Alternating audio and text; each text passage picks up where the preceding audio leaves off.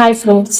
పాండవులు 12 ఏళ్ల అరణ్యవాసంలో 1 సంవత్సరం అజ్ఞాతవాసంని పూర్తి చేయవలసి వచ్చింది.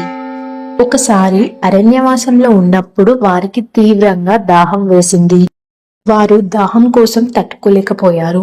అందుకు ధర్మరాజు నకులుడిని పంపించాడు. నకులుడు దగ్గరలో ఉన్న చెట్టుపైకి ఎక్కి చూశాడు. అక్కడ నకులునికి పచ్చని ఆకులు, పక్షుల అరుపులు వినిపించాయి. అక్కడ తప్పకుండా చెరువు ఉంటదని నకులుడు భావించి ఆ దిశగా వెళ్ళాడు. అక్కడ నకులునికి ఒక అందమైన కొలను కనిపించింది. నకులుడు సంతోషించి కొలనులోకి దిగి నీటిని తాగబోయాడు. వెంటనే ఆకాశం నుండి ఒక గంభీరమైన స్వరం వినిపించింది.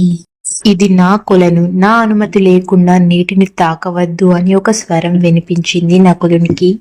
ముందుగా నేను అడిగే ప్రశ్నలకు సమాధానం చెప్పు, ఆ తరువాతే నీటిని తాగవచ్చు అని స్వరం వినిపిస్తుంది. నకులుడు ఆ మాటను పట్టించుకోలేదు. తీవ్రమైన దాహంతో నీటిని తాగగానే స్పృహ తప్పి నేలపై పడిపోయాడు నకులుడు. నకులుడు ఎంతసేపటికి తిరిగి రాకపోయేసరికి ధర్మరాజు సహదేవుడిని పంపాడు. సహదేవునికి కూడా అదే అనుభవం ఎదురైంది. స్వరాన్ని ధిక్కరించి నీళ్లు తాగగానే నకులుని పక్కనే నేలపై పడిపోయాడు. తర్వాత అర్జునుడు, ఆ తర్వాత భీముడు వెళ్లారు. వాళ్ళు కూడా స్వరాన్ని ధిక్కరించి నీళ్లు తాగేసరికి అక్కడే నేలపై పడిపోయారు. 4 పాండవులు స్పృహ తప్పి చెరువు ఒడ్డున నేలపై పడిపోయారు. చివరకు ధర్మరాజు వాళ్లను వెతుక్కుంటూ ఆ కొలను వద్దకు వచ్చాడు. వాళ్ళ సోదరులు స్పృహ తప్పి పడి ఉండడం చూసి ధర్మరాజు చాలా కలత చెందాడు. వారికి దాహం తట్టుకోలేక ఈ పరిస్థితి వచ్చింది అని అనుకుంటాడు ధర్మరాజు. ధర్మరాజు కూడా నీళ్లు తాగడానికి సిద్ధపడగా ఆ గంభీరమైన స్వరం వినిపించింది. యుధిష్ఠిరా, నీ సోదరులు నా మాట వినలేరు, అందుకే ఈ గతి పట్టింది అని అంటాడు. నువ్వు కూడా నా ప్రశ్నలకు జవాబు చెప్పకుండా నీరు తాగితే నీకు కూడా ఇదే గతి పడుతుంది అని అంటాడు. ధర్మరాజు చుట్టూ చూశాడు ఎవరైనా కనిపిస్తారేమో అని, కానీ అక్కడ ఎవరూ కనిపించలేదు ధర్మరాజు. అప్పుడు యక్షుడు అంటే కొలనుకు అధిపతి ఒక చెట్టు పైన ప్రత్యక్షమవుతాడు. అప్పుడు యక్షుడు, నువ్వు నేను అడిగే ప్రశ్నలకు సమాధానం చెప్తేనే నీకు ఆ నీరు తాగడానికి అంగీకరిస్తాను అని అంటాడు. యక్షుడి ప్రశ్నలకి సమాధానం చెప్పడానికి ధర్మరాజు అంగీకరించాడు. యక్షుడు వరుసగా అనేక ధర్మ సూక్ష్మాలకు సంబంధించిన ప్రశ్నలను అడుగుతాడు. యక్షుడు భూమి కంటే బరువుగా ఉండేది ఏమిటి అని అడుగుతాడు. ధర్మరాజు తల్లి అని సమాధానమిస్తాడు. యక్షుడు ఆకాశం కంటే ఎత్తుగా ఉండేది ఏమిటి? ధర్మరాజు తండ్రి అని సమాధానమిస్తాడు. యక్షుడు గాలి కంటే వేగంగా ప్రయాణించేది ఏమిటి? అప్పుడు ధర్మరాజు మనస్సు అని సమాధానమిస్తాడు. యక్షుడు పడిపోయిన వాడికి ఆసరాగా ఇచ్చేది ఏమిటి?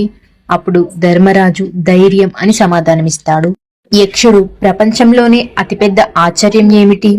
ధర్మరాజు ప్రపంచంలో ఎందరో మరణిస్తున్నా తాము శాశ్వతంగా జీవిస్తామని భావించడం. ధర్మరాజు చెప్పిన సమాధానాలకు యక్షుడు చాలా సంతోషించాడు. యుధిష్ఠిరా, నీ సమాధానాలు నన్ను మెప్పించాయి. నీ సోదరులలో ఒక్కరిని మాత్రమే బ్రతికించడానికి నేను అనుమతి ఇస్తాను. ఎవరిని బ్రతికించాలో కోరుకో అని అన్నాడు యక్షుడు. ధర్మరాజు వెంటనే నకులుడిని బ్రతికించమని కోరుతాడు. యక్షుడు ఆశ్చర్యపోయి వెంటనే, నీకు భీముని బలం, అర్జుని విలువిద్య, సహదేవుని తెలివితేటలు వద్దా? నీ తల్లి కుంతి కుమారులో నువ్వు ఒకరిని బ్రతికి ఉన్నావు, అలాగే నీ సవతి తల్లి కుమారులో కూడా ఒకరి బ్రతికి ఉండాలి, కాబట్టి నువ్వు ధర్మం ప్రకారం కోరుకో అని అంటాడు యక్షుడు. అప్పుడు ధర్మరాజు చిరునవ్వుతో, నా కన్న తల్లి అయిన కుంతికి నేను ఉన్నాను, నా సవతి తల్లి అయిన మాద్రికి కూడా ఒక కుమారుడు ఉండాలి, కాబట్టి నేను నకులుడిని బ్రతికించమని కోరాను అని అంటాడు.